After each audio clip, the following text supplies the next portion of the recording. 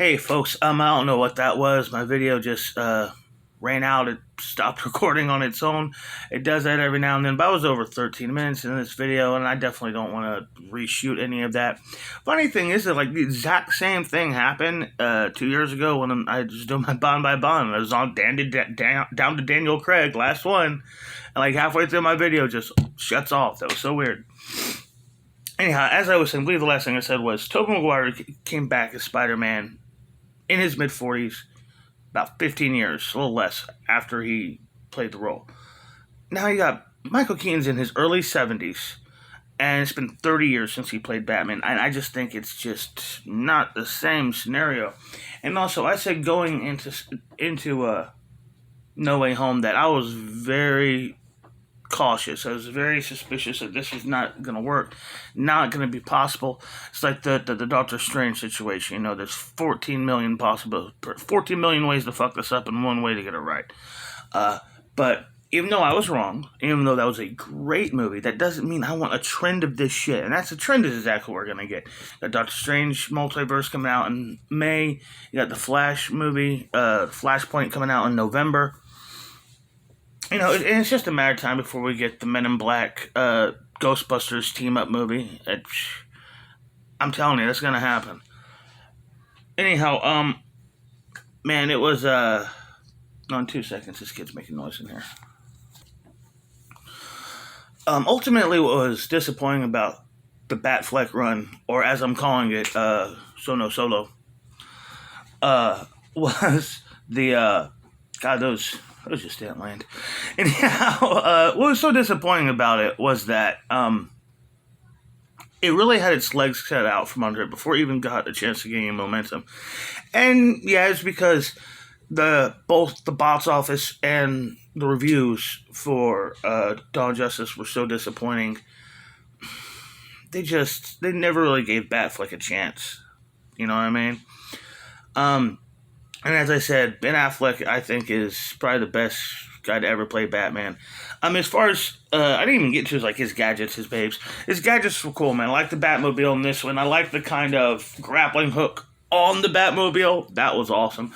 By the way, the grappling hook, best Batman gadget ever created for the movies. I think it was created for the first Batman movie. And I've always suspected it was inspired by Watchmen. His villains, oh boy. Well, Steppenwolf was a disappointment, a big, ugly CGI mess in the theatrical cut. In the Snyder cut, there's more layers. He's more, what's the word I'm looking for? Sympathetic as a villain. But still, Steppenwolf isn't the villain we wanted. We wanted Joker. We wanted Darkseid. We wanted the Legion of Doom.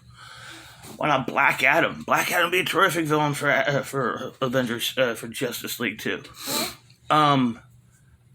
He just had a cameo in Suicide Squad. They get to have his on screen at the same time as Joker. And of course, Jesse Eisenberg's Lex Luthor. Eisenberg won a Razzie for this, and by the way, Ben Affleck's the only guy ever nominated for a Razzie for playing Batman. Bruh.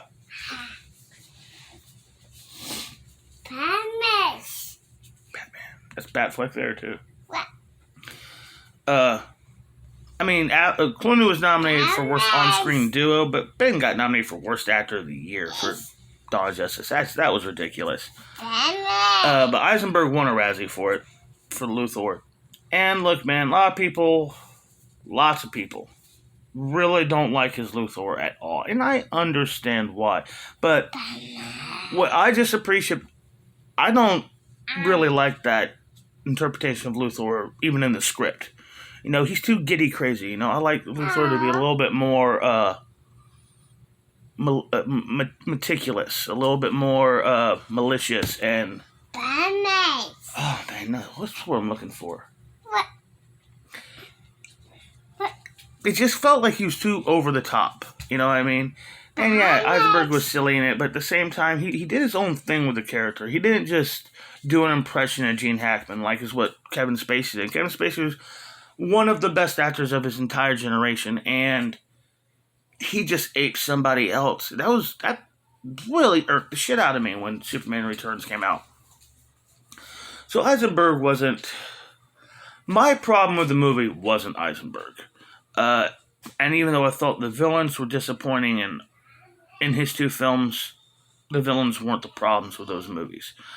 I was thinking about closing this video out with ranking my Batman, but I decided, no, fuck that. That might be a fun video in and of itself. So after I see Batman, or the Batman, sometime around then, sometime shortly after then, I will be doing my top 5 Batman actors video. Sure, why not? So here we are, man. So that's it. That wraps up Bat by Bat, covering every guy from Luke Wilson to Ben Affleck. 80 years. 80 years worth of Batman on the big screen. It's really impressive. It's gone from serials to adaptations of TV shows to huge big film franchises to reboot of that franchise to team-ups, movies to another reboot of the franchise. One little interesting thing to me of all the DC, of all the Warner Brothers Batman movies, the Batman coming out in 2 weeks and 2 days. Oh, hell yes. So stoked. This is the first time there's been no Oscar-nominated or Oscar-winning actors in the cast, which is kind of odd to me. Where'd you even get this? Batman had an e-cig? Anyhow. Yeah, man.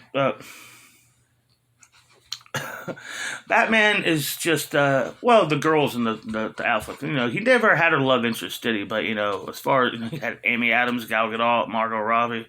Some of the best looking women in the world right there. I mean, yeah, man. Batman's right around the corner, and I can't wait. So definitely we'll be doing that video. I had something else to say, I think. Yeah, I hope y'all enjoyed this video. It was very long to get around, get these all done. And while I started about a week later than I meant to, and I'm ending about a week earlier than I thought I would. So yeah, man, not bad. But at the same time, I'm ready to get back to talking about movies. Yep, yeah, hope y'all enjoyed this video. Yep. I'm Jake Davis, and I'll catch you on the fly. Eyes.